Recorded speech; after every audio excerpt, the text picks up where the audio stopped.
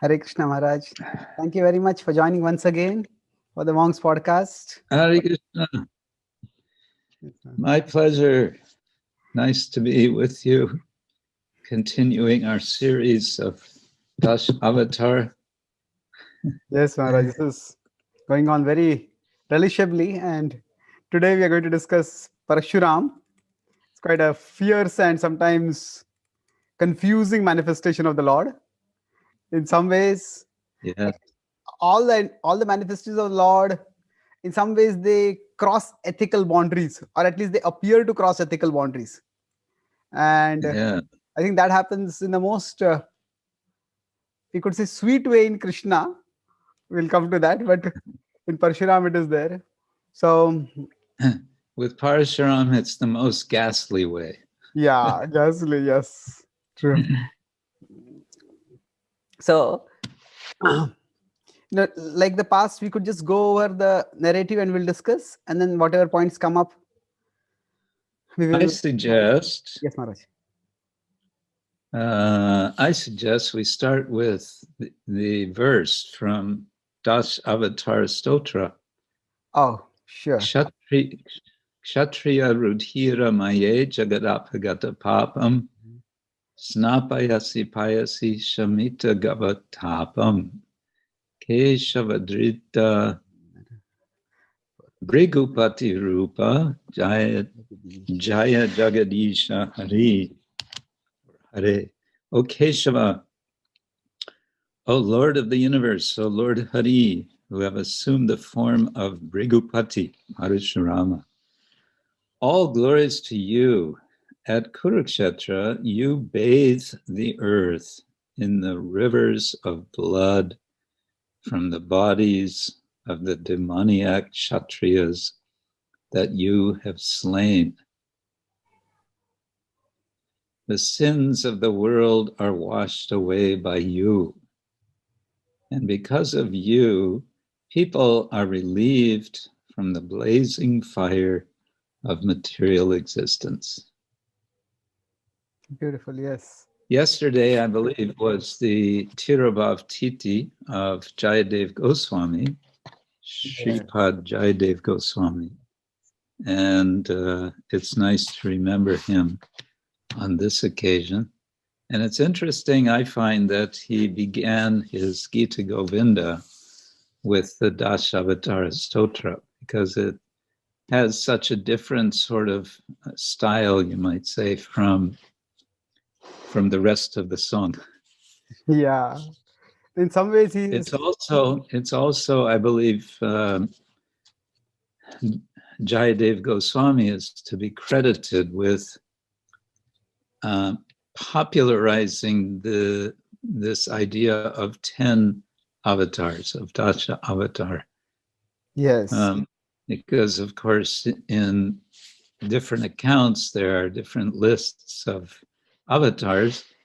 The Bhagavatam has different lists and so on, and they're generally more. And then with Jayadev, we have specifically 10 avatars.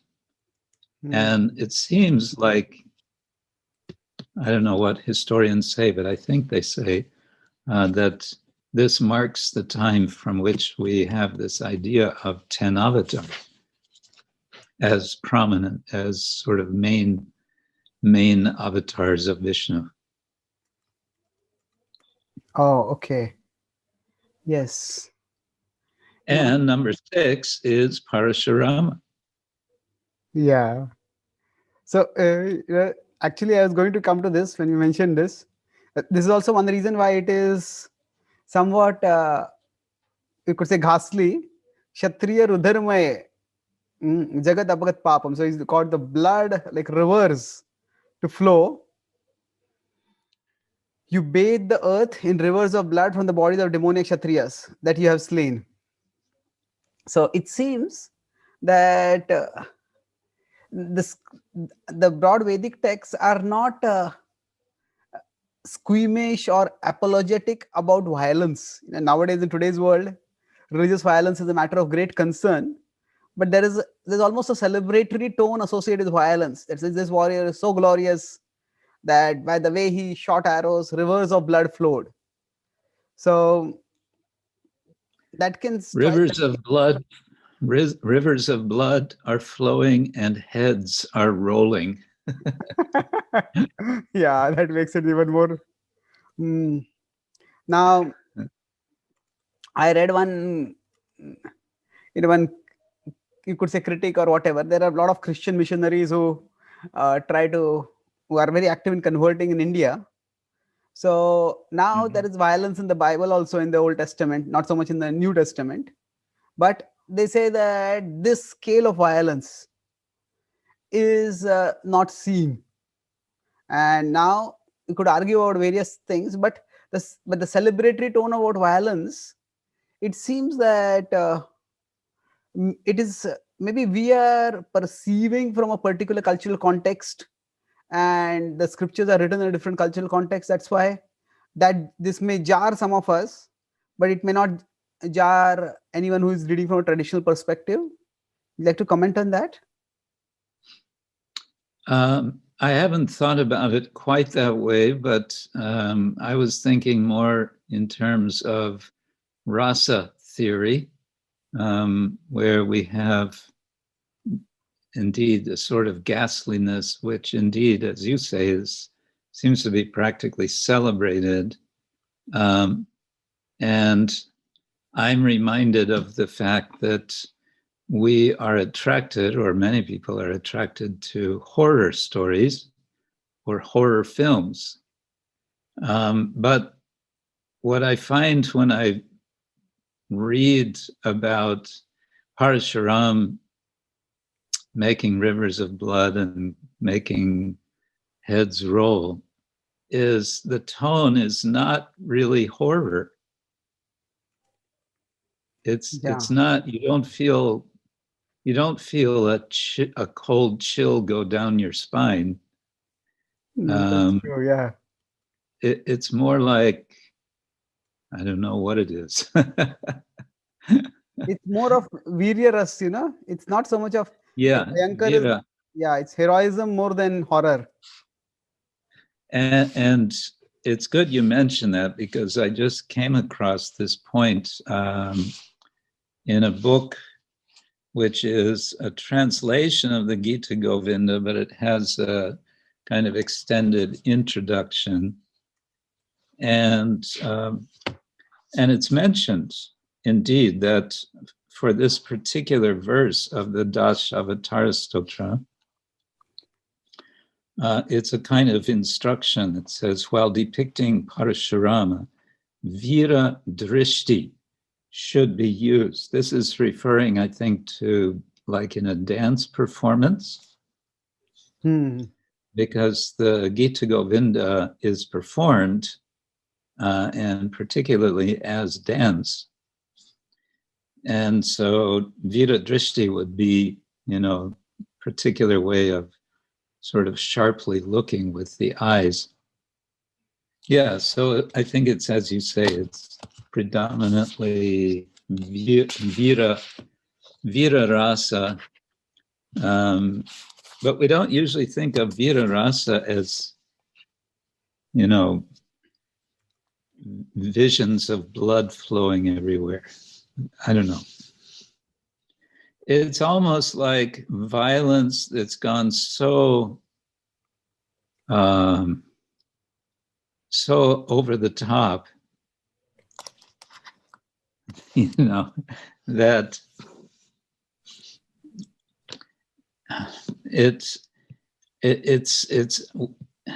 it's reminding us that this is it's beyond all human scale, and therefore also it's beyond all human scale of ethical judgment.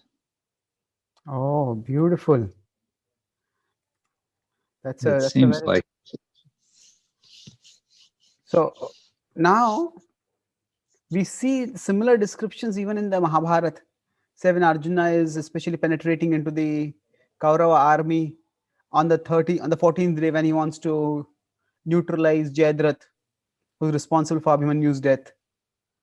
And it's not so much in the Ramayana, although it's there, but not that much. So there's also in Mahabharata two occasions I'm thinking of. One is the burning of the Khandava forest. Yeah. Which there the violence is against the trees and the animals. So it seems like a completely anti-ecology event. And in fact, if I remember, the animals are forced to stay within the forest. They want to flee, but they're not allowed to. They're forced to be burned. Yeah, that's true. In fact, it said over there that Arjuna is actually fighting on three fronts. One is that he's fighting with the devatas who are trying to protect the forest from being burnt, especially headed by Indra.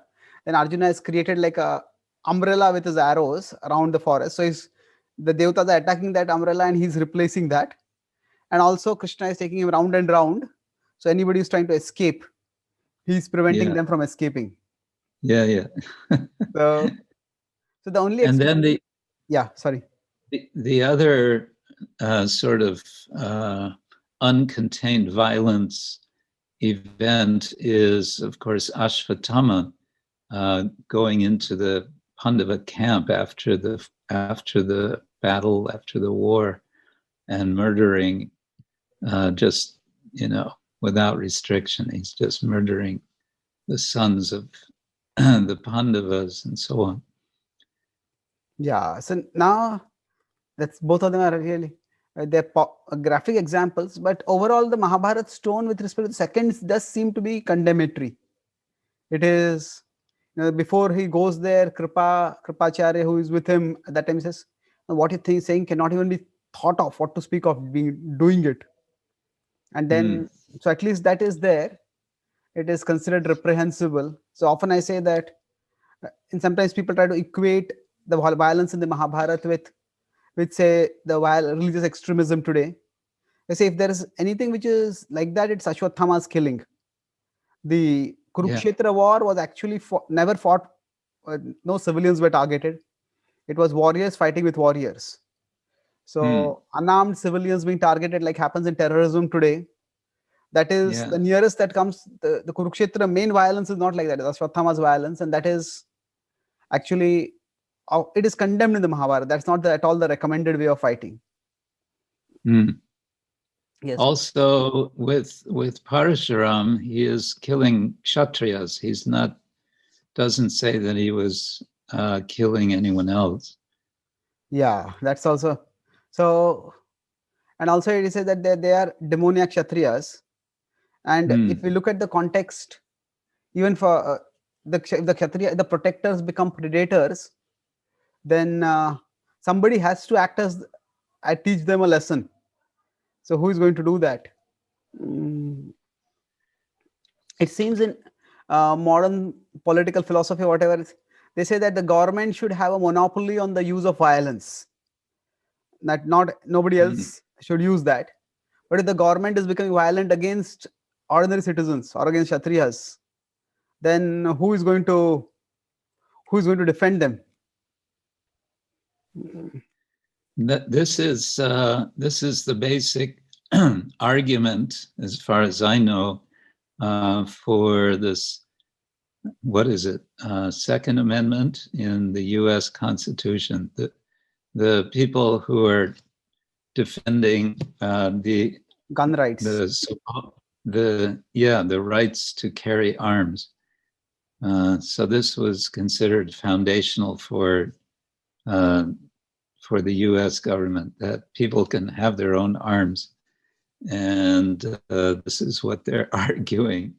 And then now, too frequently, there is some serial killer event or some terrorist event, and then everyone gets excited and says we have to make some restrictions, some gun laws.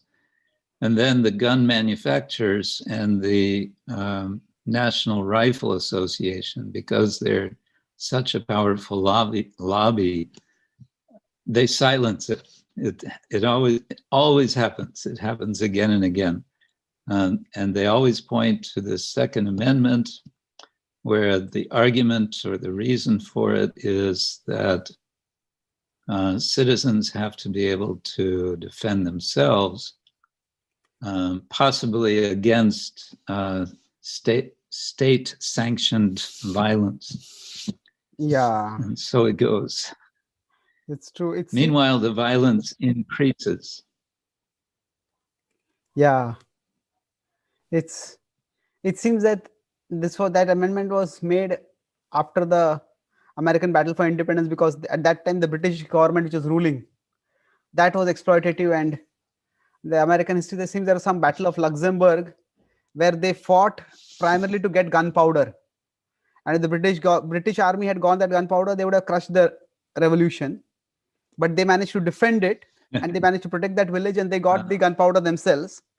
And that's how this, what they say was like a disorganized, unarmed band of revolutionaries were able to win against the biggest emperor at that empire at that time. So from that time they have your history. Sorry? You know your history better than your American history better than I do. No, nothing like that. Actually, but it wasn't Luxembourg. It wasn't Luxembourg. It must have been Lexington. Oh, okay. It's just a detail. Oh, Luxembourg is in Europe. Oh, is it? Okay, sorry. Yeah, Anuttama Prabhu actually told me this when we were discussing. Oh, okay. So yeah, so one thing about, okay, you wanted to go through a kind of action scene. What happens with the pastime of Parasharam? Why don't you go ahead? Yes, ma'am. Just before that, you mentioned the other pastime of Khandava. Probably that does seem in today's world quite jarring, the anti-environmental thing. So the only way I find it reasonable explanation is that explain that the Mahabharata is not just happening at the terrestrial level. It's actually, there is things happening at a cosmic level also, and the beings residing over there are considered to be demoniac, and that's why that destruction is happening. And the Pandavas, there are other incidents where, say for example, when the Pandavas are living in the forest, Vyasdev comes and tells them, don't stay in this place for too long. If you stay too long and you take too many fruits and other things from here, you will disrupt the ecology over here, so keep moving. So it's not like a complete anti-environmental ethos in the Mahabharata. So you have any other explanations, Maharaj, for this? Nothing better than what you just said. So I feel some relief. I was worried about that. Thank you. But there is something of an echo in the kind of a forest burning. I'm feeling with the Janamejaya's snake sacrifice. Oh, okay. There's a sense in which, there is a very intentional destruction of living beings. Although with the kind of a forest, there's no cause other than Agni's hunger, right? He wants to have a good meal, so that's all. But of course, Janamejaya is wanting revenge against Takshaka for killing his father. Yeah. Therefore, we're going to get Takshaka, and we're going to get all the other snakes. Yeah. And then we have another echo of that in the Bhagavatam with Daksha going after the yakshas, because one yaksha killed his brother. Now he's going to kill all the yakshas. Yeah. So violence, even if it is, I mean, each of these could be contextualized in different ways. Yeah, but there's some amount of indiscriminateness to the violence that comes up. Yeah. Yeah. But then most of the times, except for Ashwatthama, nobody stops him. With respect to Agni, it's Agni's hunger, but Agni also says that there itself that there are all this forest is populated by demoniac beings. So in that sense, there's some contextualization. Yes. Uh-huh. Yes. Okay. Yes. So yes, so if we go over the pastime now, so overall, what if that Parshuram's violence is not indiscriminate, it's not against everyone, it's only against Kshatriyas, and there is reason for it, which as we go through the narrative will come up.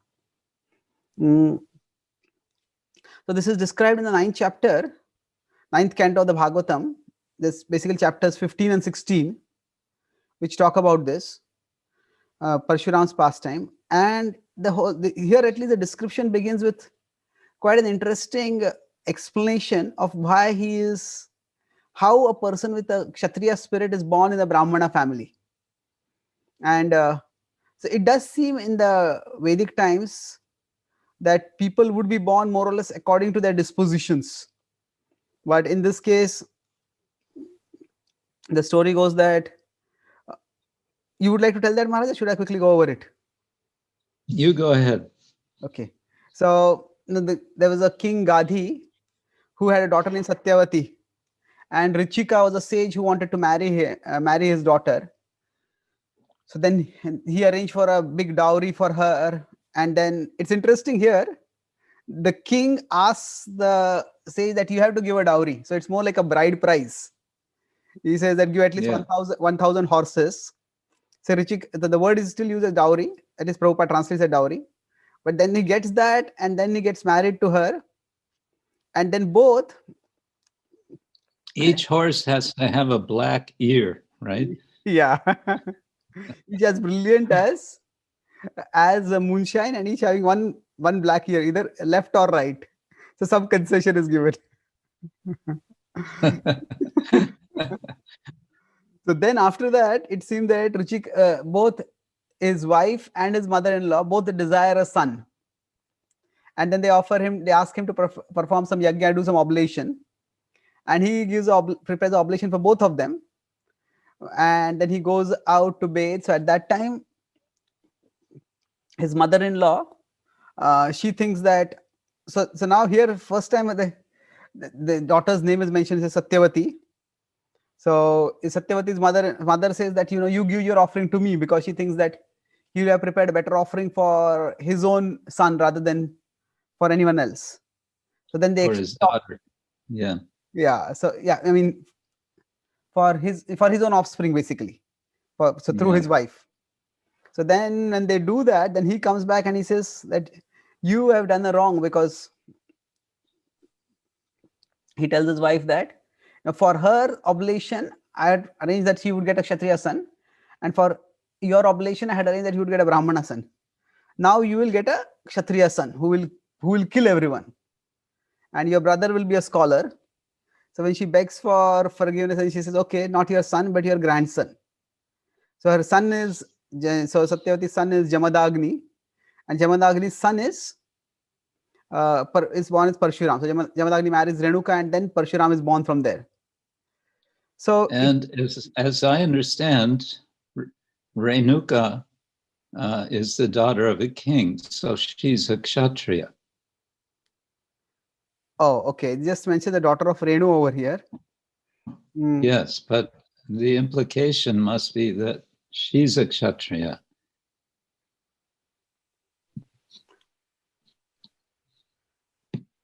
So that the Kshatriya son could be born from her? Is that what you're saying? Well, you can say like that. The point is, as I understand, what it comes down to is it's a mixture. He's Brahmin and Kshatriya, but the Kshatriya spirit prevails, you can say. Yes. So you are saying that their marriage itself must have been slightly the Anuloma Pratilom. It would be, I think, Pratilom. for a Brahmana to marry a Kshatriya, Brahmana man to marry Kshatriya wife. But either way, so there's no purport to this verse by Prabhupada. But it does Yes. seem that when there is some kind of deviation from the norm, there is a reason given for that. So generally, if the culture was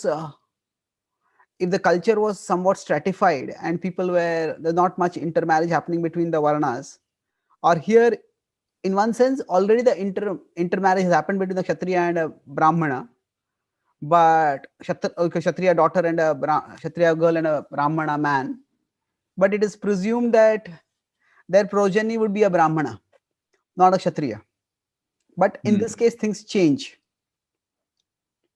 So, in some ways, the transcendental manifests through the genealogical, and there's we could find explanations at different levels. So the Lord comes independent of any material causation. He can come however he wants, but then he comes. There might be some material explanation also given for certain things, or some material contextual explanation. Yeah. Yes. In a similar way to, somewhat similar, that Krishna is Krishna's tu Bhagavan Svayam. He's the original Supreme Lord, but he appears in this world through Lord Vishnu. Yes. So so Vishnu is the maintainer. So people pray to Vishnu, and then in response to that prayer, he appears.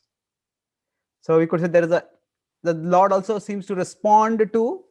So there seems to be a response to a material situation when he's appearing, and there's also his transcendental will by which he appears.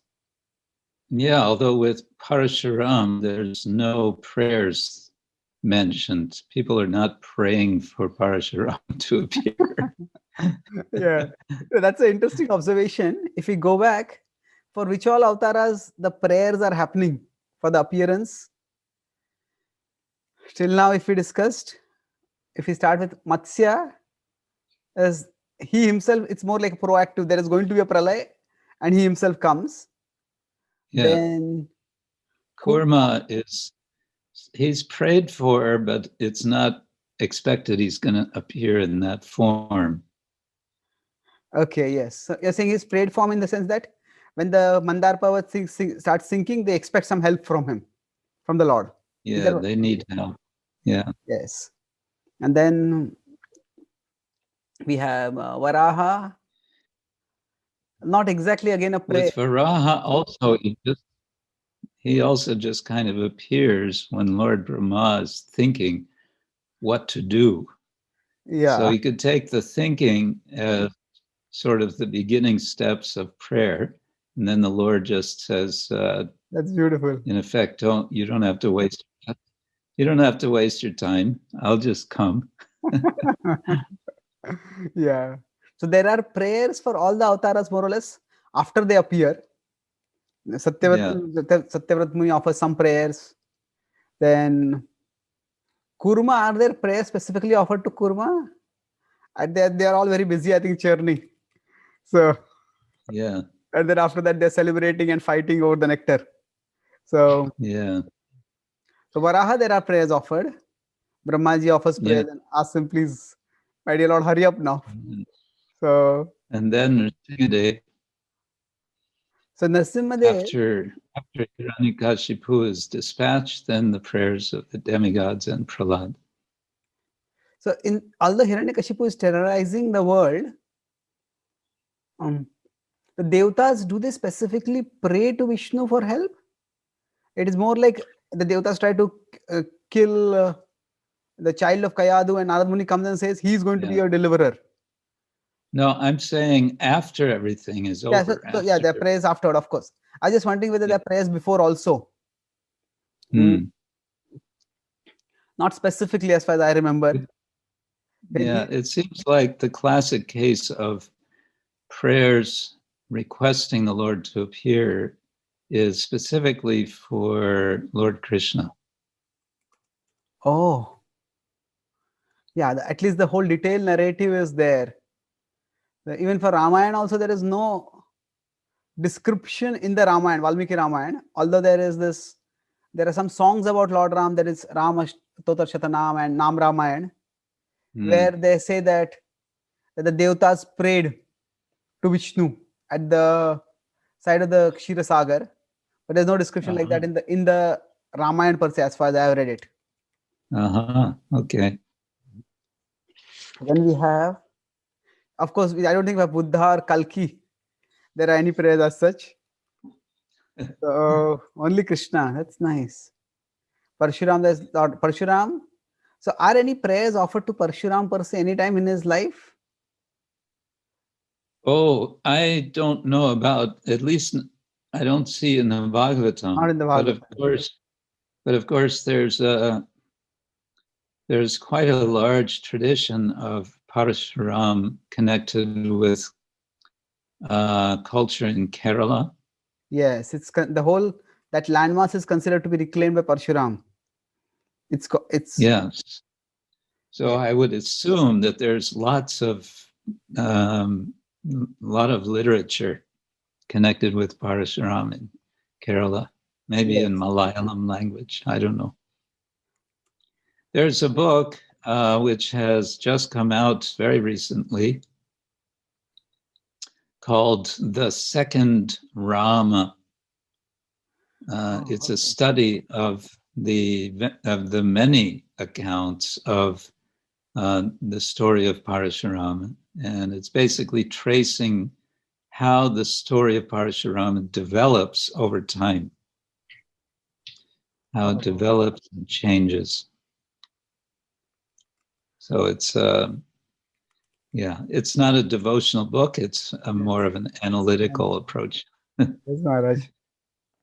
So in some ways, through this kind of analytical books, we might get some information, but then eventually what is nourishing for our devotion, what is compatible with our devotional traditional understanding, we'll have to glean it carefully. Yeah. Yes, Maharaj. So with that background, now when he appears, it seems that not all their sons are of a Kshatriya disposition. He is youngest, and he seems to be the only one having the Kshatriya disposition. And he actually, when he exhibits a lot of Kshatriya qualities also that way. When his father Jamadagni is angry with Renuka, so because Renuka gets attracted to a Gandharva for a few moments, and then he says, kill her. And then he asks his older sons to kill. They hesitate, and he says, kill them also.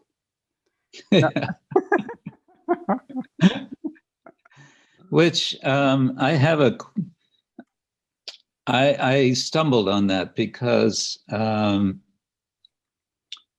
it seems like an inconsistency on Jamadagni's character. Because just before this, at the end of the previous chapter, Jamadagni is scolding Parashuram for killing what's his name? Kartavirarjuna. Yes. Kartaviryarjuna. Sorry, I'm thinking of Ashvatthama and whatever. He comes back, saying, "Dad, look what I did." And Dad, Jamadagni says, "That's not good. We are brahmanas. We are forgiving. We are peaceful. Shanti, shanti, shanti." And then immediately after this happens this episode with the wife Renuka, and suddenly he's where's the forgiving quality that was there before?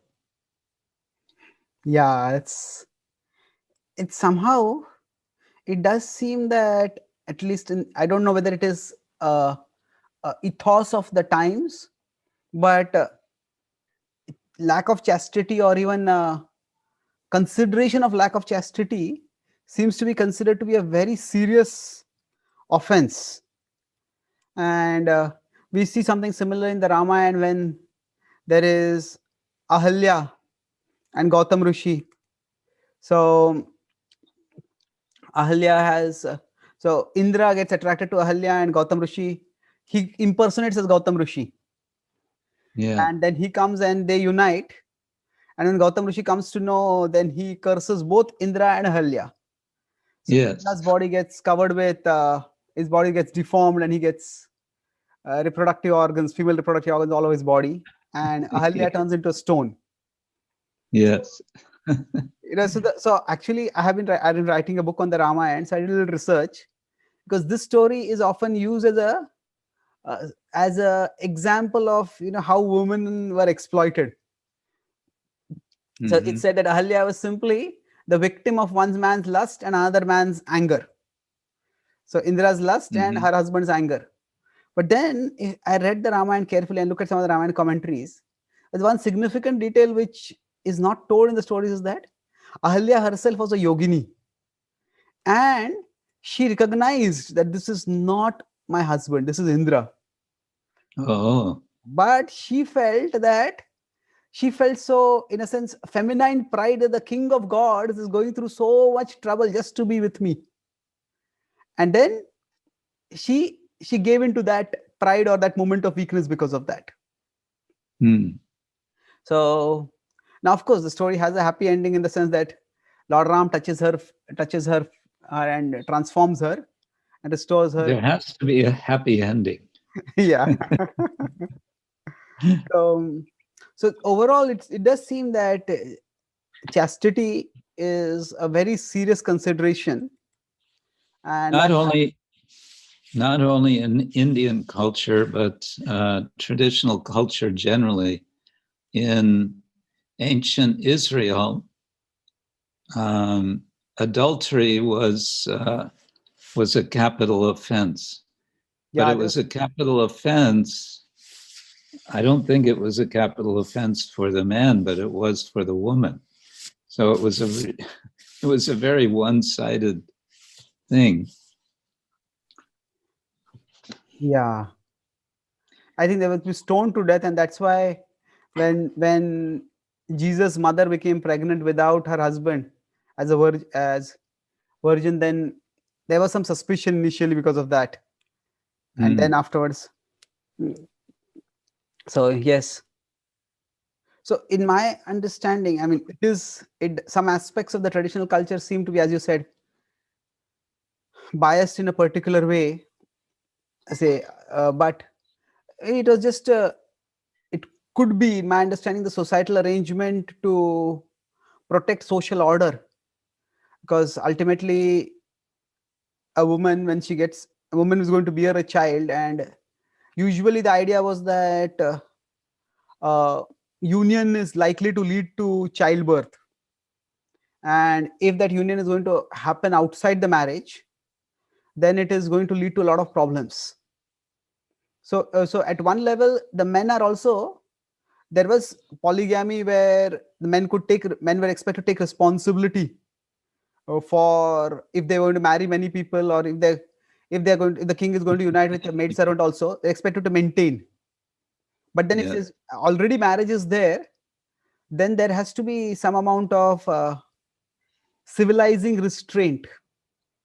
Otherwise just violence can easily break about. So of course, I know that this is not a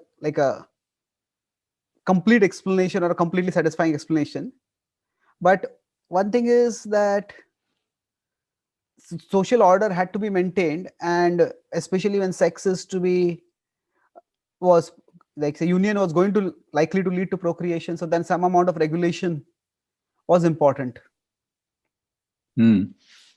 Well, yes, but it does seem like an overreaction, isn't it? Yeah, definitely. That is true. There was no discussion. There was no what were you doing? How come you're late? None of that. Nothing at all. Just cut off her head. It's yeah, that's true. quite extreme.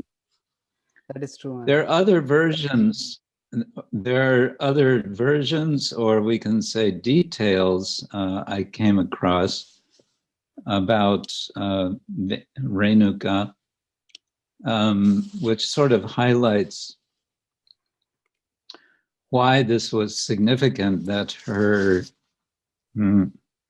chastity seemed to be ever so slightly compromised, was that she was so known for her chastity that she had a pot for water which was made of sand. In other words, it was an Oh, unbaked amazing. pot, or somehow was not what it was not what you would normally hold water in.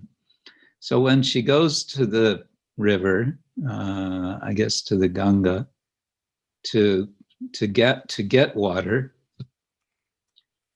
for her husband, for worship, whatever it was, and then she is distracted in this way by the Gandharva, or in another version by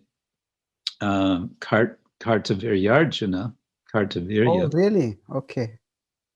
Um, her sand pot, so to say, begins to leak, Oh, okay. just as she's, slightly contemplating this male as an object of attraction, or the fact that he's enjoying with these apsaras is, I think, the version in the Bhagavatam. There's some wavering which becomes evident in the pot leaking. Oh, okay. And then the pot basically collapses. She no longer has this pot of water. And then when she comes back, it's very clear to her husband that she is no longer holding her chastity in the way she was before. Anyway, that's Yeah, that's part I of never heard of the this. story. But my point is that the reaction of Jamadagni seems really over the top. Yeah. It's just cut off her head.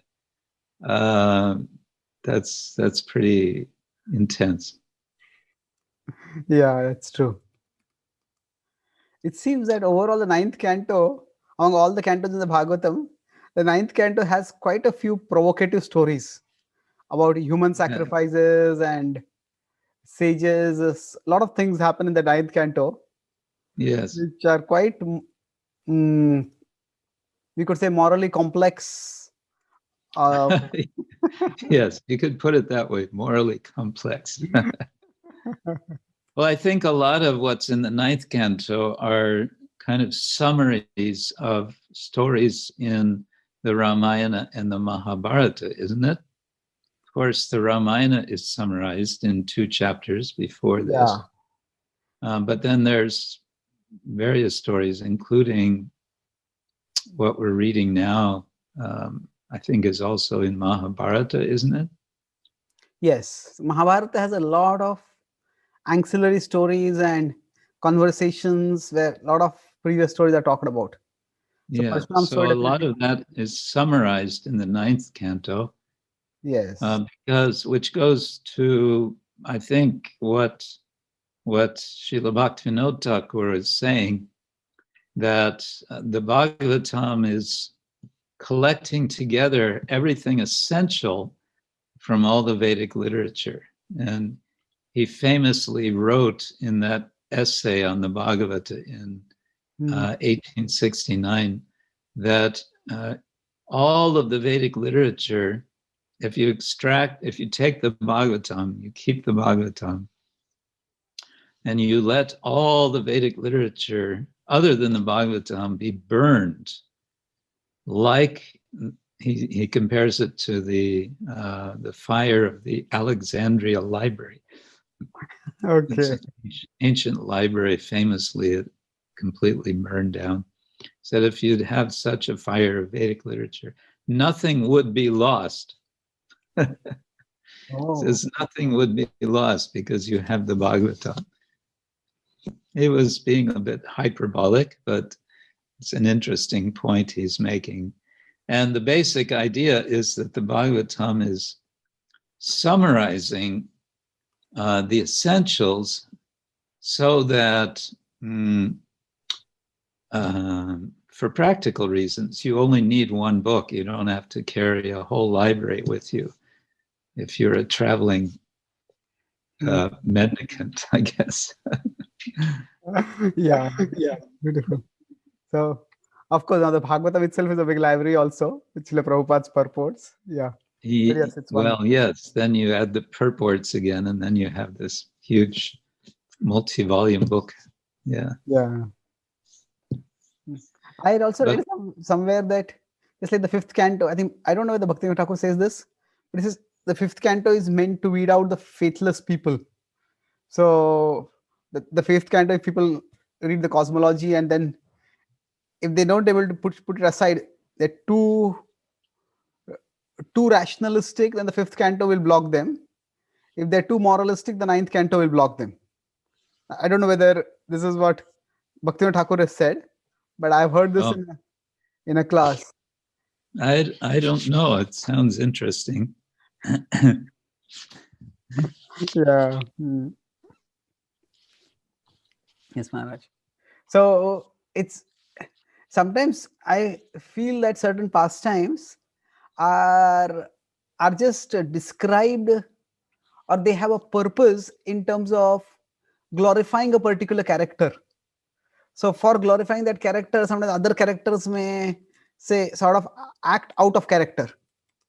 So to glorify Parshuram's presence of mind and his intelligence, the over the top reaction of Jamadagni is there. I think there is a, not exactly similar, but in the Old Testament there is a story where God asks, whom is it? He asks him, is it Jacob, to give his sacrifices? Abraham should sacrifice his son Isaac. Yeah. So, and it's something which is, and he has got that son after a very, very long time, in old age, unlikely, and then God asks him to sacrifice it, and then finally God intervenes through an angel and tells him, "No, this was a test." So in some ways, we can say that what had Isaac done? Why is he being sacrificed like that? But and why would God also demand something like that? It's in some ways to glorify Abraham's willingness to sacrifice what is most dear to him. So maybe we could see it that way, that like in this, that this whole pastime is to glorify Parshuram's presence of mind. Because in the seventh canto, if you see that it is said, Narad Muni was also submitting to Hiranyakashipu.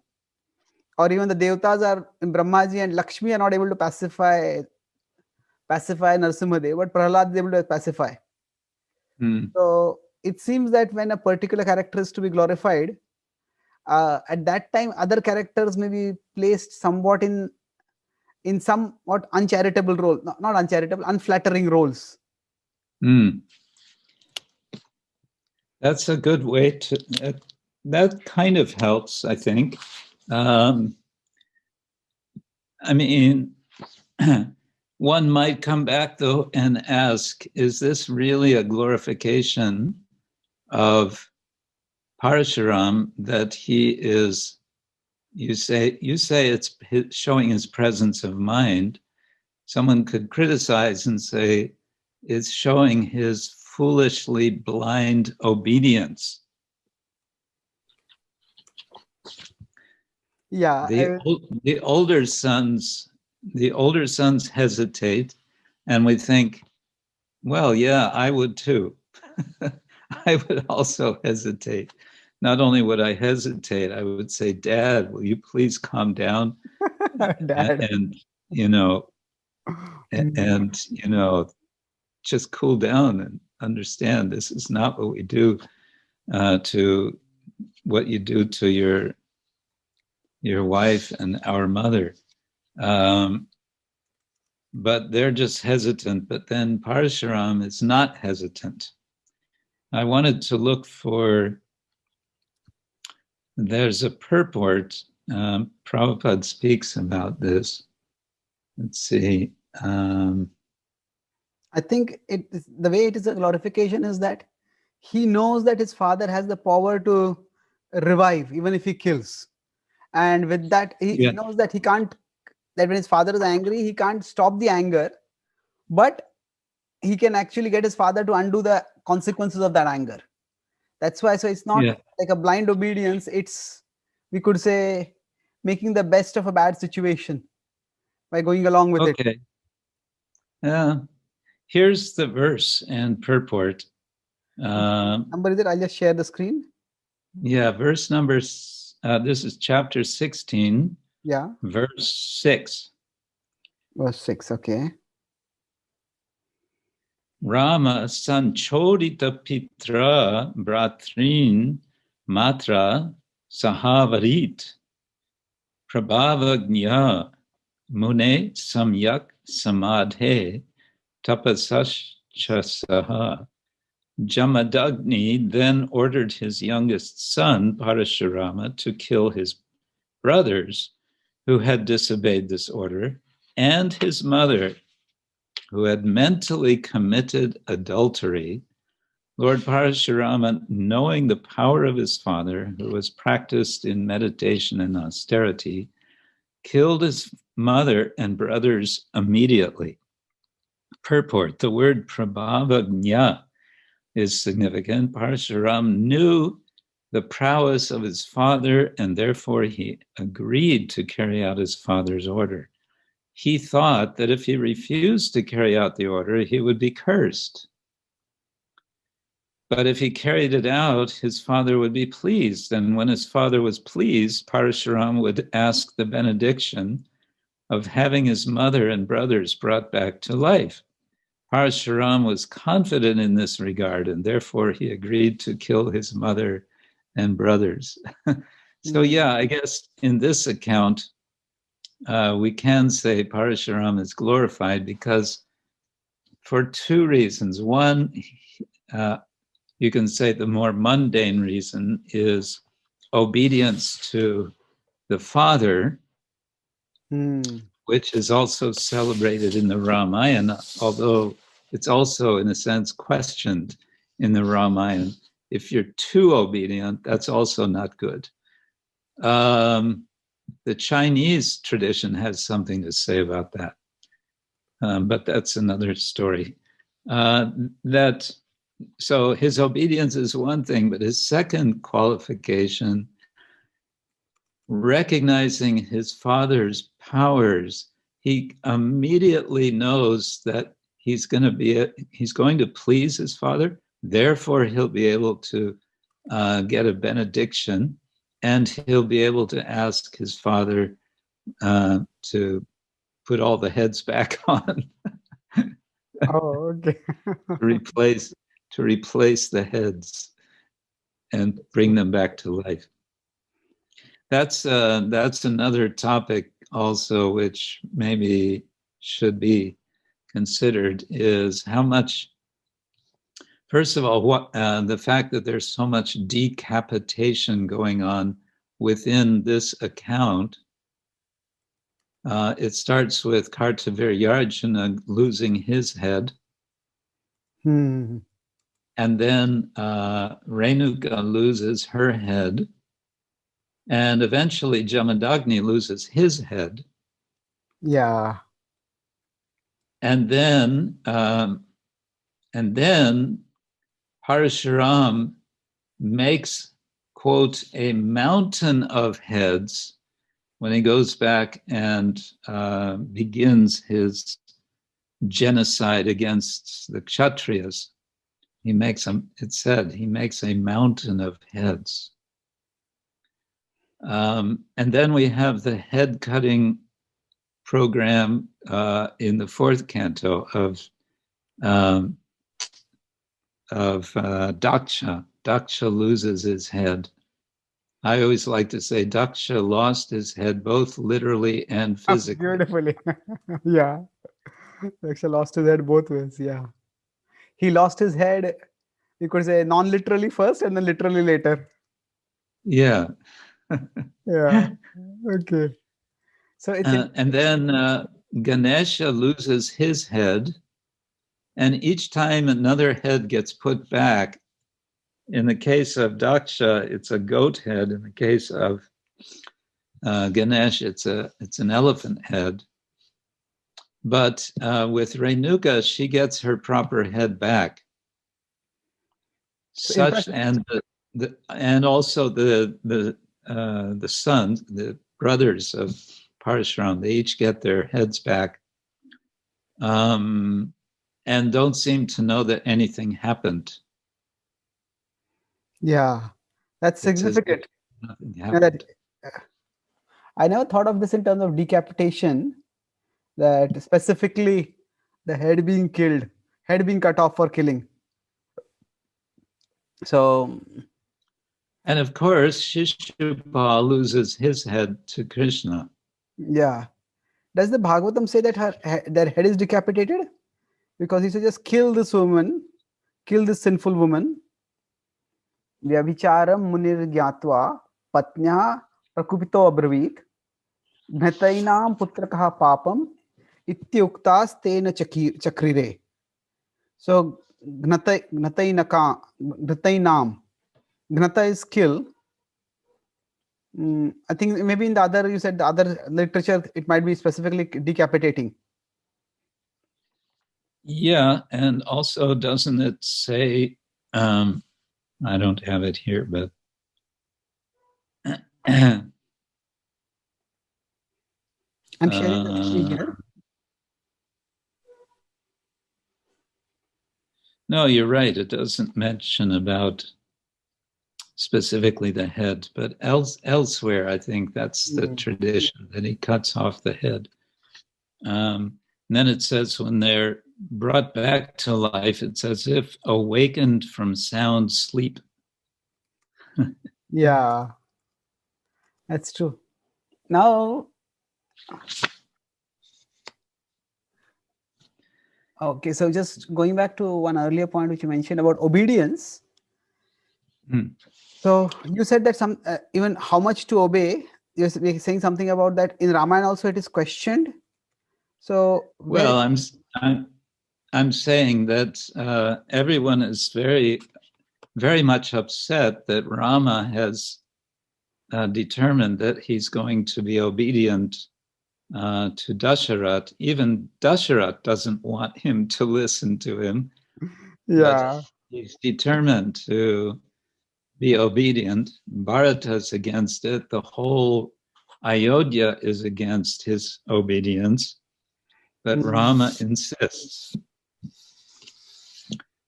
And okay, you can say, and that's when all the trouble starts. You know, he insists on being obedient. That means he's going to the forest. That means all the trouble that happens. But of course, yeah, we understand this is the Lord's arrangement and so on. yeah, to rid the world ultimately of Ravana. Yeah. So yes, Maharaj. So now it But does. more generally, we might also reflect on fathers and sons in the Bhagavatam. That's an interesting reflection. In one of our earlier talks, Hiranyakashipu you and mentioned something. Prahlad. Sorry, in one of your earlier talks. Hiranyakashipu, Yeah, go ahead, please. Sorry. Hiranyakashipu and Prahlad, of course, is a father's. It's a troubled relationship. Brahma and the four Kumaras is a troubled relationship. That's interesting. Yeah. Even Dhruva and Uttanapad is at least sometime troubled. Yes.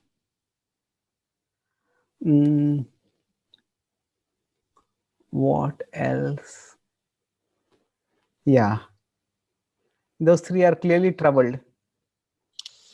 And there are others which are not troubled. So, yeah. Swayambhuva Manu is a very obedient son to Lord Brahma.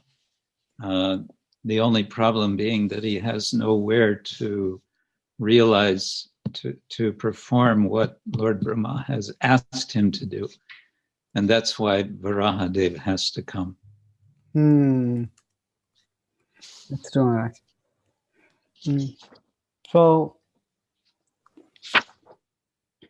So here, when the obedience is depicted and he pleases him, and then they are revived. So it seems that that incident is completely blotted from the memory.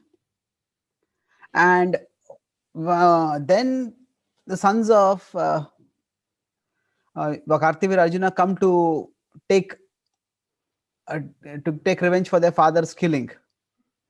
So this I would say is an indication that it is not just like one rotten apple, but it's almost like the entire bunch of apples is rotten. So it was at one level, when any conflict starts, we can keep tracing it backward to say who started the conflict, and he said you did this first and you did that first and you did that first. It can go on, but it does seem that Kartivir Arjuna started the whole thing first by stealing the Kamadhenu cow of the sage Jamadagni. It all started with a cow. Oh. So it must be the cow's fault. Oh God. Yeah, it's if you want to scapegoat a cow, is there a word scape cow? Scape cow. Oh no. Any idea why it is a scapegoat? Was it like not a I think doesn't it come from ancient Israelite tradition of sacrificing a goat? Oh, okay. That's true. So, yeah, it's in the Day of Atonement, they used to offer a cow, a goat, a symbolic bearer of the sins of the people. The goat was sent into the wilderness. Okay. So we could scapegoat the cow, but so at least from a reasonable perspective, it is Kartivir Arjuna who starts it, and then Parshuram goes and without even giving an opportunity to ask him for returning the cow or returning the cow, Kartivir Arjuna attacks him, and then Parshuram kills him. So now they are coming, and here what they do is quite brutal. They kill the sage, and although Renuka is begging spare his life, they do nothing, and that really sets Parshuram off. So now he's actually defending his mother. Yeah.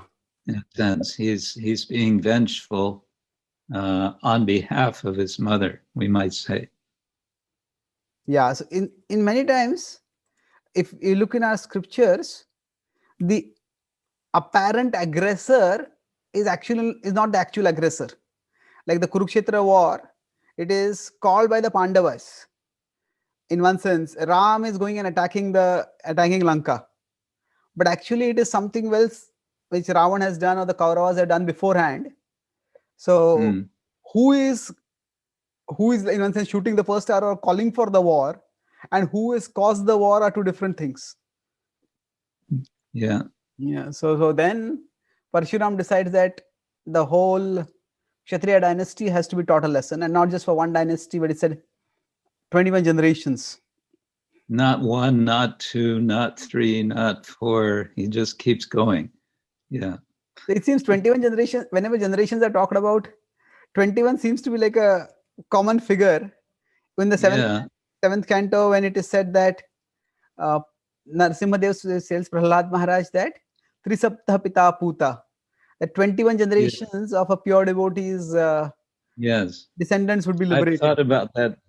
I've wondered about that too. What's so special about 2021? Something about 3 times 7 is very special. Yeah. But I've also wondered, with these Kshatriyas, generations of Kshatriyas, you'd think that after 3 or 4 generations, all the Kshatriyas would say, now wait a minute, we're all in trouble if we think, Parasharam is not going to wipe us out. So we better make some plan to stop. But you don't hear about any plans to stop Parasharam. It seems like almost it's like there's no resistance. Yeah. So they're Kshatriyas, you would think, are going to really fight, but they don't. You don't hear about them doing any resistance against Parashuram. It's almost like, come and take us. We are Kshatriyas. We need to be wiped out. Now, is it literal? Because the Bhagavatam, at least traditionally within ISKCON, when I grew up, we always took everything literally. But then we also know the Bhagavatam is poetry. It has many poetic elements in it. So, do you specifically think now the Bhagavad here? If I look, I'm just sharing the screen. The Sanskrit is, he writ them down to 21 times from the surface of the earth. So I don't know whether that is 21 generations, because that's what we have heard normally. But Trisaptaha krutva prithvim krutva nikshatriyam prabhoho. So he made the earth nikshatriya, without any kshatriya, 21 times. Right. So what does that mean? Does he went around 21 times and destroyed kshatriyas, or he waited for 21 generations to come, and as soon as generation was born, then he killed them? Then who was ruling all the time? It doesn't say that he was actually ruling. Somebody has to be ruling, isn't it? Also, it's very unclear, isn't it? Yeah. Well, of course, Brahmins could rule if they have to. Yeah, that's true. So it said that in the Mahabharata, Ramayana also, it is said that when Dashrath Maharaj dies in separation from Ram and none of his sons are there, so Vishwamitra officiates as the king during, not Vishwamitra, Vashishta Muni officiates as the king during that time, till Bharat comes back. So Brahmanas could rule. But so there is a literal reading, but is a literal reading essential? I wouldn't say that we had to take it non-literally, but if somebody wants to take it non-literally, would you consider that incompatible, or to make a stronger word, unfaithful?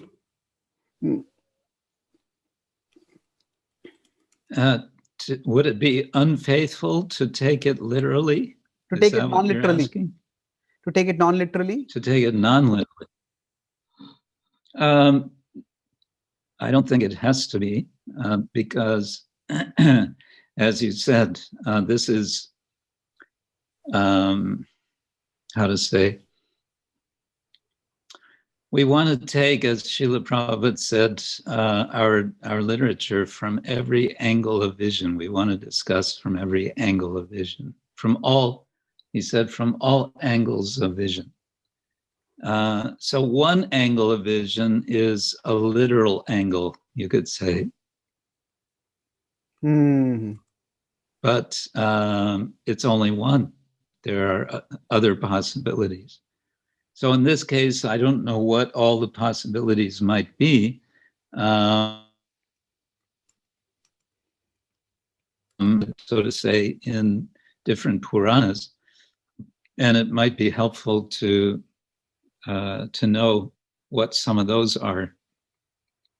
There is another angle to this I wanted to bring up, this whole story, which, I don't know, maybe with some caution I should mention it, whether it's nourishing our devotion or not. But there's a book which I have here by scholar David Schulman, called The King and the Clown in South Indian Myth and Poetry. And in one section, he is discussing this pastime. And he summarizes two versions, or he translates two versions. One is the Bhagavatam version, which he says is kind of one of the best in the sense of bringing it all together. But then he also gives an account from the Tamil poetry tradition. This is something called the Kanchi Puranam. Okay. And it's apparently a kind of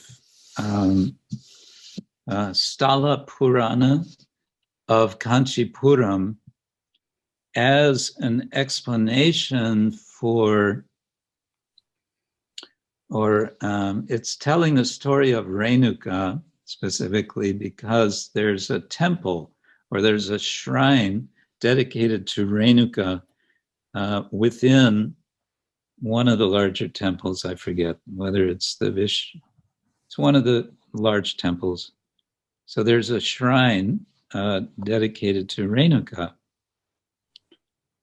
And this story is telling the story in such a way to explain how she becomes a goddess. Oh, okay. And in effect, as I remember, she requests blessing from, I believe it's Lord Shiva.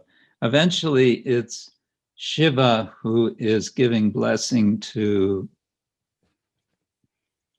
Parasharam, according to this account, to do all of this killing, which I thought is interesting because it kind of reflects the story of Ashvatthama. Yes, I saw the same thing. Which he tells later. But the main point I want to make is that Schulman, in his discussion of the whole story, taking both accounts and referring to others, the way he reads it is that it's an expression of the sort of inner conflict in the Brahman Varna. And what he means by that is that on the one side, the Brahman is the embodiment of peacefulness, of ahimsa.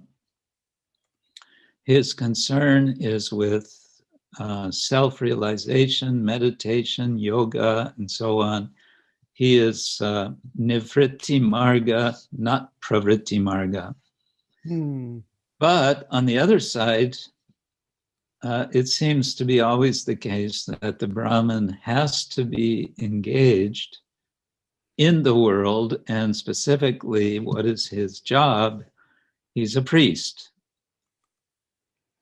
Okay. And he's a priest for what purpose? He's a priest in service to the kings, or he is legitimizing the kings.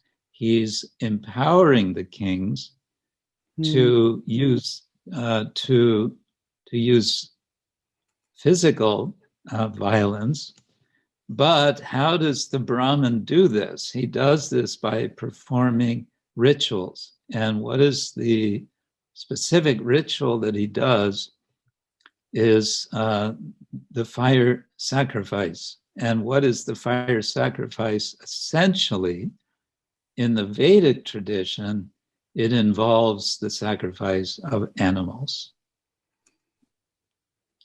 And so the Brahmin is implicated in violence. Now, of course, there's the whole, how this is explained. You can say, well, it's not actually killing, because if the Brahmin does it properly, then the animal is elevated and so on.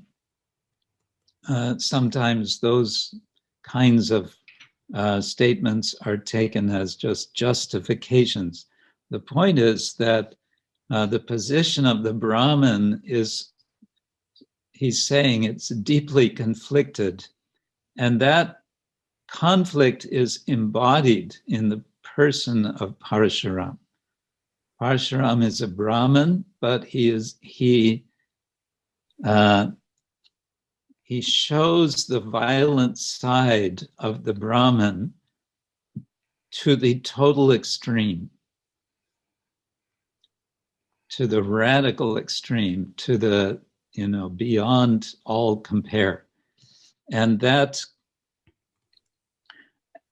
this highlights, therefore, the sort of tenuous position of the Brahman, the problematic nature of being a Brahmin. You want to be peaceful, but you can't really be peaceful because, you have to be maintained somehow. And who's going to maintain you? It's going to be some king, and that's going to involve some violence. That's quite a serious analysis that he's doing. I was reminded that Prabhupada says that for our movement we want Brahmanas with the Kshatriya spirit. So in one sense that is our challenge also. We would like to just maybe study scripture, teach scripture, but we have to get involved in management. We have to get involved in like counseling and dealing with people's practical problems. So I never heard that he said that specifically. Brahmins with Kshatriya spirit. That's interesting. Oh, really? I mean, I've heard it many times. I'll check for the reference. Okay. So yeah, the expression that I've heard is that if you only have if you're only Brahmanas, you'll be satisfied just by, okay, so you give a class. If people come, good. If people don't come, doesn't matter. So Brahmanas don't have like an active desire to change the world. If the change happens, well and good. If it doesn't happen, okay, they are contented. So on the other hand, if it's only Kshatriyas, then the connection with transcendence is lost. You get too caught in changing the world. So yeah, I thought this Brahmana, the Kshatriya spirit actually is, we could say, a Vedic way of expressing that. Is it a biblical saying, be in this world but not of the world? Yeah. Well, then with getting back to Parasharam, with Parasharam, it seems to get out of hand. Okay. That's true. But the explanation is that this was necessary because the Kshatriyas were out of hand. There's another element here which I I think it might be relevant. Going back to where this happens, it's said to the blood bath happens at Kurukshetra, right? And so the Samanta Panchaka, the 5 lakes which were created from this blood, from the 21 generations of Kshatriyas, is sort of all collected in this one place, which then at the time of the Kurukshetra war, by that time, I guess it's transformed into water. But the Kurukshetra war is a sort of reenactment of the same thing. And it's mentioned in the Mahabharata, as far as I know, that the war was a kind of Rana Yajna. It was a sacrifice, a battle sacrifice, and the battle sacrifice meant blood is being shed, and this blood is what is being offered in the sacrifice. And it's being offered, instead of being offered up to the devas, it's being offered down to the earth. That's beautiful. And we usually think, of the earth as Mother Earth, and she is very benign, but it seems that she also sometimes wants to drink blood. Yeah. Nature is both benign as well as, I don't want to use the word cruel, but harsh, we could say, or whatever. And there is that verse which she says that Bhumi is laughing at those kings who think that they own the earth. They say their names will also not remain, and the earth will continue on. So that aspect is Yeah. there. I have read what Yeah. you said about the Kurukshetra war being a sacrifice, that 424 in the Bhagavad Gita, Brahmarpanam Brahmahavir, Brahmagna Brahmanahutam. So that is the start of the section where Krishna talks about how everything can be seen as a yajna, how fasting is a yajna, how yoga is a yajna. So there, Yeah. one of the Gita commentators says that Krishna is telling Arjuna to see the Kurukshetra war as a yajna. And in this, he says that you are the priest, and your Gandiva is like the sacrificial ladle, and the ghee that is going to be offered is Yeah. the heads of the Kauravas. And this whole, what do you say, the Kurukshetra battlefield is, the whole battlefield is like a yajna sthali. So where the sacrificial pit or sacrificial arena. So this is fascinating that this is Kurukshetra war like a reenactment. Yeah, we could also say that if both are dharma yuddha, they are fought for establishing dharma, then it can also be said to be reenactment in that sense. I guess the question in my mind, because we see, I mean, repeatedly in Prabhupada's purports and in his preaching in general, especially when there's talk about Yuga Dharma and about sacrifice, he takes every opportunity to say that the form of sacrifice for this age is Sankirtan, right? And then he'll often give the Maha Mantra, and in particular, we chant this mantra. And what sort of bothers me is that in the Vedic sacrifice, if we're saying that this is, okay, look at it this way. It's often said that the Upanishads are about the internalization of the sacrifice, that the sacrifice is turned inward. Yeah. And with the sacrifice being turned inward, there's the violence is also turned inward. In other words, the practice of austerity is a kind of violence. Going further back to the Vedic sacrifice, I've read an account that's explaining the Shatapatha Brahmana, that it's not only animals that are killed in a sacrifice, but if animals are substituted with grains, even that, the words used are about killing. The grain is killed. The soma is killed in the process of grinding it and extracting the liquid. It's referred to as killing. So where is the killing in the Sankirtan Yajna?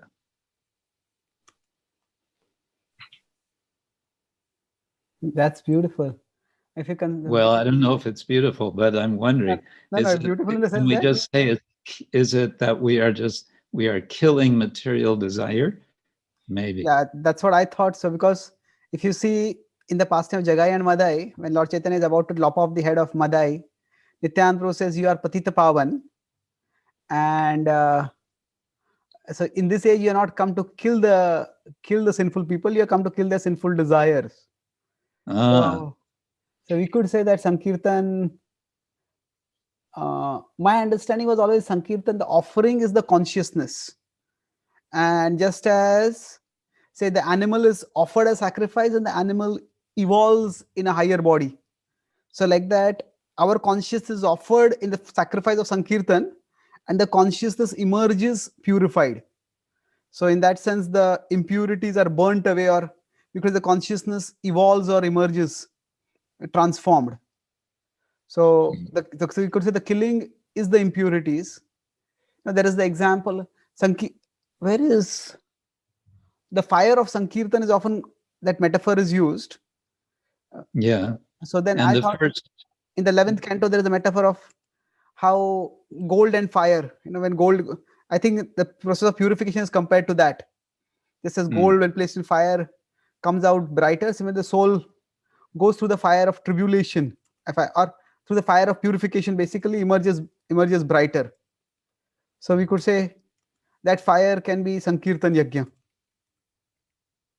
and Cheto Darpana Marjanam, that verse, Yeah. Bhaktisiddhanta Thakur says is describing the seven, what is it? The seven tongues of the fire.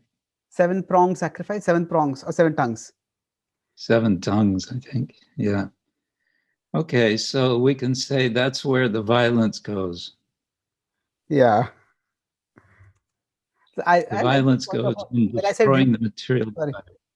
Now, when I said beautiful, my point was that actually the idea of, I never thought that much about violence. Even austerity is a form of violence, but we could say it is a violence that is leading to something good. It is a violence against the body's, say, default impulses, through which the body's desires become more disciplined. So, and I think the austerity, the word is also tapa. Tapa is also fire. Yes, Tapa So is heat. Yeah. tapa is heat. Yeah.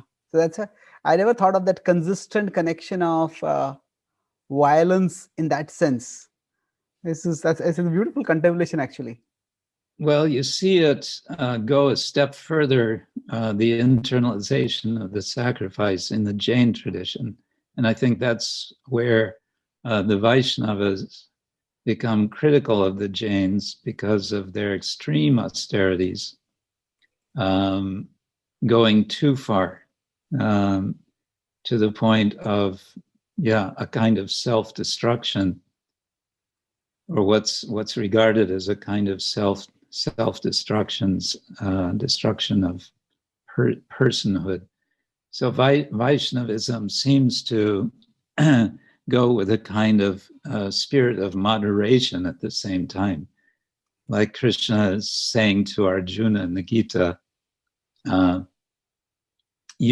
haraviharasya yukta cheshtasya karmasu, yukta cheshtasya karmasu, yukta swapnava bodhasya yoga bhavati dukkha. Don't overdo it, whatever it is. And he also talks about too much eating and too much sleeping, and so on. Moderation is somehow a virtue. And getting back to Parasharam, therefore, I find it fascinating that we celebrate Parasharam as not just one of the avatars, and I think he's usually considered as a Shakti Avesha avatar, but as one of the 10 avatars, one of the major ones, because he is so completely off the charts with his behavior in so many ways, in terms of his violence. So it's very interesting. It's just to continue this point about off the charts violence. It also seems that he recognizes the excesses. So, for example, first when he kills Karthivir Arjuna, I think his father tells him that he should do some atonement, and he does Yeah. atonement.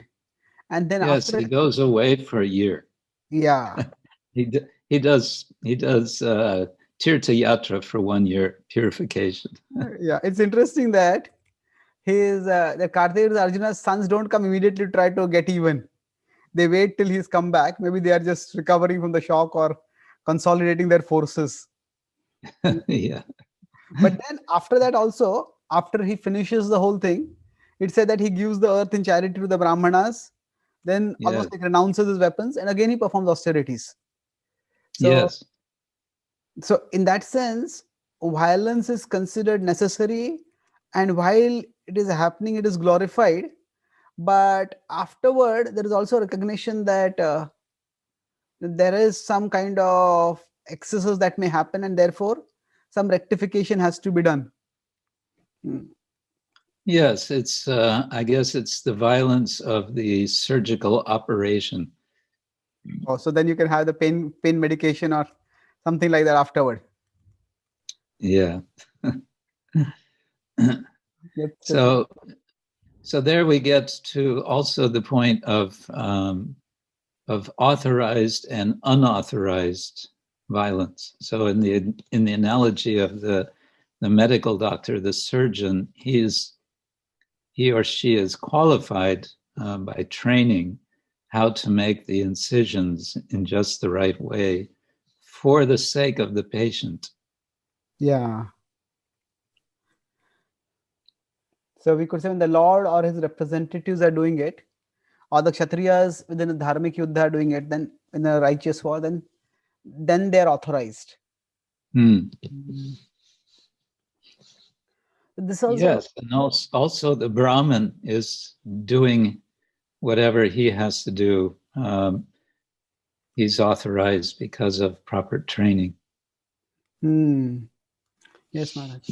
Now, there's one issue over here. It might open a Pandora's box, and if you don't want to, we can discuss separately. Now, this one point I had in mind is that sometimes devotees equate Prabhupada's position about democracy with some sound bites like demon crazy. But we do see in the Vedic times, if a king becomes tyrannical, there are systems for removing that king. And one of the systems is that Hmm. the Brahmanas are very powerful. Yeah. And the Brahmanas can just chant mantras like Vena. The Brahmanas can actually take weapons and overpower the Kshatriyas. Hmm. So, when that is not possible for, or if that they can't do that, they can directly appeal to the Lord and the Lord descends. So, which Hmm. is so when that is not possible accessible for us today, and on top of that, a prediction of Kali Yuga is that the kings are likely to become predators. The kings are likely to become thieves and plunderers. So then, isn't it better to have a system of governance which has some, you could say, more robust or more human level of checks and balances? Hmm. So it's not necessarily that democracy is the best form of government at all times, but in today's world, given the situation, three things: the likelihood of the kings becoming tyrannical, the unavailability of the traditional forms of checks and balances, and the Yeah. presence of a system of government with, say, finite tenure and within democracy, which at least brings some amount of regulation. So I'm not sure. So I'm not, you could say, I'm not defending democracy, but I would say I don't feel that we need to demonize democracy, saying that it is something which is to be dismissed. Any thoughts on this? Well, that is a bigger topic, isn't it? Yes, sir. And I'm no political scientist, but it is a subject I think about, especially in current troubled times, especially with politics the way they've been going in the country that I come from, Yeah. America. Uh, and what strikes me perhaps more than anything about this is, yes, some, as you say, a form of checks and balances, which is on the human level seems necessary, but part of the checking and balancing that seems essential, which is unfortunately sometimes neglected, is checks of qualification of the leader by some form of training. Yeah. And what comes to my mind here as a possible indicator of what could be done comes from ancient China. Now, on the one side, China is this very heavy-handed, system of control from the top. But they had this system of examinations where anyone who wanted to work in the government had to pass a very difficult examination. And I think there were 3 different levels of that. But people would spend their years and years studying for that examination, which included a lot of qualifications of culture. They had to know, classical literature, poetry. They had to be very cultured people. And Okay. the criticism that I see, Prabhupada's criticism of democracy, is that it ends up with Vaishyas and Shudras being in charge instead of Brahmins and Kshatriyas. And I think what we would want to reflect on is how could that be guaranteed that those who are voted into a position have properly demonstrated their qualifications. In other words, you'd have a process of preliminary qualification and then maybe voting for them amongst those who have proven their qualification. I don't know. That makes sense. Some way to overcome what we have seen, and I think we really did see this in America, where you had someone being voted as the leader of the whole country, who, I mean, in so many ways was really not qualified for the post. He just was not qualified. He was a Vaishya at best. And I mean, aside from his other characteristics, the fact that he became, anyway, that's a whole nother story. Yes, Maharaj. I think that's a big subject. But this quickly about this Chinese system, was it for the administrators or the politicians? Because even in India, there is an elaborate system of examination for the administrators, but there's no such thing for the politicians actually. Yeah, I mean, you didn't have politicians as such in China. You had rulers, and I don't know to what extent the examination system went up. I think it was, as you say, mainly for administration. But what occurs to me is that such a system, if properly developed, could include also what we now call the politicians. They need to show their qualification. One thing I've seen, it's maybe just accidental, but I noticed some years ago that it was quite common that politicians in the country of Austria, which is next to Germany, it's a small country, but it seemed quite common that I would see in posters when we were traveling, preaching in Austria, when an election was coming up, you'd see the posters of the competing politicians, and many of them had the title of doctor. They had some, educational higher qualification. Interesting. Now we have the first lady in America has a PhD in education.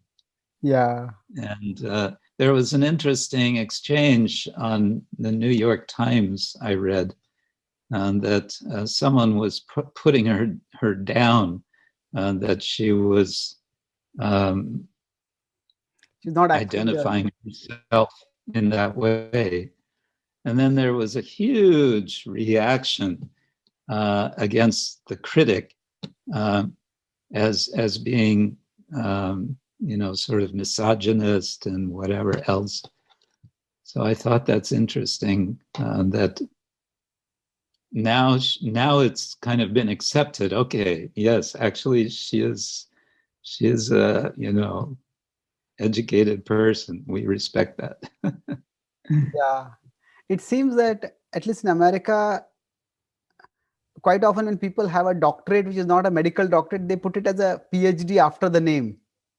They don't always put it like a doctor before.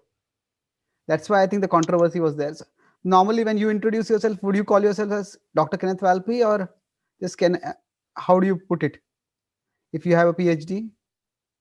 It depends very much on the context. Okay. In general, I would say we don't use either. It's it's just kind of understood. You have the degree, but it depends. You may, in your signature line, you'll have it, and so on. But if you see a book, you see a lot of self-help books, and there will be some psychologist, and on the front cover will be his name, Dr. So-and-so, or else so-and-so PhD. You know immediately that is not an academic book. Really? That's fascinating. Okay. So if you had to... Because an academic book, you would never put your title on the front. That's fascinating. So it's presumed that you will be having a title. If you have to put it, that means there is something odd over there. Okay. Yeah. That's interesting. Okay. Now I think about it, none of the books I have seen, you put that PhDs. Just the straight name is there. Yeah. That's true. So we have... Anyway. Yes, Master. To conclude, so just that last point is Parashuram, as we will probably talk about this in the future avatars. He is among the few avatars who appears along with many other avatars. He will appear with Ram, he will appear with Krishna, and I don't think he appears with Kalki, but it's said that he's still living. Yeah. So maybe we'll revisit him in a future discussion, Maharaj. Yes. So Parasharam is always with us. You can say he's not worshipped so much as a protector like Narasimhadev is. Narasimhadev is fierce, Parshuram is also fierce. But maybe Parshuram doesn't have one particular devotee. So the devotee cannot identify so much with, like we can identify with Prahlada and his prayers. Parshuram doesn't have one particular devotee. Yes, Maharaj. Apparently, Renuka is worshipped more in South India. Oh, is it? I don't know more, but there are shrines to Renuka. That's fascinating. Yeah, I was just before I talk, I was Googling Parshuram temples. There are a few, but not a large number. Certainly nowhere near, say, Ram or Krishna. Yes, Maharaj. No, of course not. So should I try to summarize, Maharaj? Quickly? Please do. You're an expert. How much we can. So we started today by discussing about, you started with the Dashavatara Stotra, and how Jayadeva Goswami seems to be his introduction is almost emphasizing the greatness of the Lord through the Dashawataras, and then he goes into sweetness. So it's a different mood which he sets over there. And he is the person who seems to have popularized the idea of the Dashawataras and popularized this particular list as the primary 10 avatars. And then we discussed how there's a glorification of violence, and we try to understand it from different perspectives. So I talked about rivers of blood, and you say rivers of blood flowing and heads rolling, as you said. So there is a celebratory tone toward the violence. So then it's not exactly horror. Is it virya? It's depicting the heroism of the warriors. And then we discuss the context. Here the Kshatriyas have become brutal to some extent, and when the protectors become predators. Then we discuss 3 other incidents also, like Arjuna causing rivers of blood when Jayadratha is to be reached and the whole Kaurava army is in between. Then that is of course celebrated, and it's a just cause because Abhimanyu has been killed. Then you talk about Ashwathama. That time also there is a lot of brutal violence, but then that is talked about it is considered reprehensible in the epic itself, and he's cursed for that. So that is, if any violence in the epics is comparable to say modern terrorist religious violence, it would be Ashwatthama's kind of killing. And then the Khandava killing is, it seems to be anti-environment, but then if you see the bigger picture, that they are demoniac beings over there who are being removed. Then we talked about violence as a part of the cultural. It's the violence is described in the epics, but along with that, if you look at the broader context, then there's somebody who seems to be the aggressor, but the actual aggression started with someone else. And we discussed that in terms of Parshuram's killing of the Kshatriyas later. So then we started the story with this sage Richika, and how there was the exchange of the oblations, because of which Gandhi's daughter Satyavati, she got a grandson who would be a Kshatriya. So through Jamadagni, Kshatriya was born. And then you mentioned the point about how two things, that there's overreaction to Renuka's mistake. So, and that seems to be, Jamadagni has just instructed Parshuram to be forgiving after he killed Kartikeya Arjuna, and then he himself seems to be unforgiving. So we discussed, in general, it seems that it seems to be the ethical codes were quite strict against women. So I talked about the Ahalya story, how there was a moment of weakness on her part. You mentioned in Israel there was a stoning of women for adultery. Then I also mentioned about how eventually, like say, some characters might be portrayed in unflattering roles to glorify some other characters. So this might be less a sort of anger of Jamadagni as a glorification of the presence of mind and of Parshuram and his faith in his father's prowess. Then we talked about how Parshuram goes about killing. So 21 generations.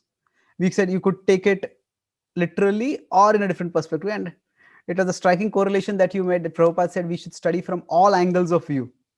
And so literal could be one angle, and other angles could be there also. And then you quoted that academic scholar who says that Parshuram represents at an extreme level the inner conflict within the Brahmanas, who at one level want to be just renounced, doing meditation and yoga, but then there are also priests who have to do animal sacrifices.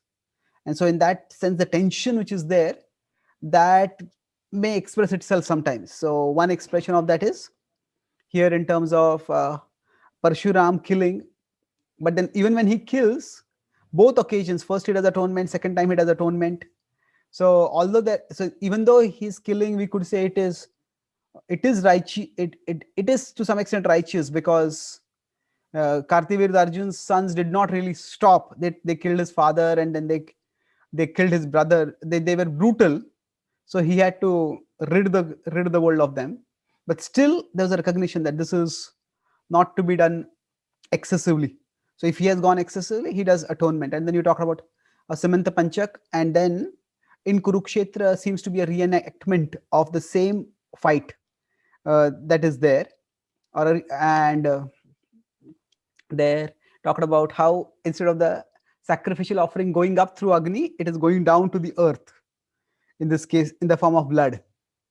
And then so the earth is both benign as well as harsh in some situations. And then that also can be related to the Bhagavad Gita verse 424 about the whole yajna being in various forms. Then we talked about you said the Upanishads manifest the internalization of violence in the form of austerities. And then the internalization of the sacrifice, they usually say. So sacrifice, not sacrifice. So internalization of the sacrifice, and then so the violence is manifested in the form of austerities. And then in Sankirtan, so Sankirtan is also the form of sacrifice this time. So where is the violence over here? So you could say it's the violence in terms of the killing of the impurities within the heart. So just as gold gets purified, Lord Chaitanya is told by Nityananda Prabhu that you are the killer of not demons but demoniac desires. And then we had this brief reflection about I think you mentioned of Chinese in two different contexts. First was earlier about the limits of obedience. So was Parshuram being like uncritically, blindly obedient to his father was Ram being blindly obedient to Dashrath. So we discussed that aspect. And then later he mentioned about checks and balances. So here, if kings go bad, they had, we could say, supernatural intervention, either by brahmanas having mystical powers or calling to the invoking the higher beings, including Supreme Lord. So when we don't have that, a system with some human checks and balances maybe reasonable. But then you made the point was that it's not so much after a person comes to power to have checks and balances. More important is before the person comes to power, can there be some means of training so that they have some qualifications. So if that is so, then we discussed about Chinese system briefly about having exams, and when there is qualification, then there's qualification training, then there's lesser likelihood of maybe the king ruler going bad. And then we concluded by talking about how Parashuram is avatar who will appear in along with the future avatars also. Among the few of avatars who's like that. Any points Yeah. you want to add, or anything I left out, Maharaj? No, I think you covered everything. We might just end by inviting whoever is listening and watching to think about how you might compose a prayer to Lord Parashuram. What would be your way of glorifying Parashuram, and what kind of blessing would you want to have from Lord Parashuram? That's a beautiful thought. Actually, I never thought of it. This time you started with a prayer and we're also ending with a prayer. So the thought that came in my mind is something maybe you could also say that it's something like whatever power we have, we all have the tendency to abuse that power. The Kshatriyas are abusing that power. So I can say that I have some intellectual ability. I tend to abuse that to put down other devotees or to put down those who don't agree with me. So you can pray that he destroy those tendencies within us to abuse Yeah. whatever power we have. Very good. Swaraj.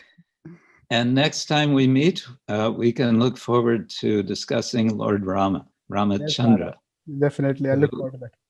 who in some ways I think of as just the opposite of Parashurama.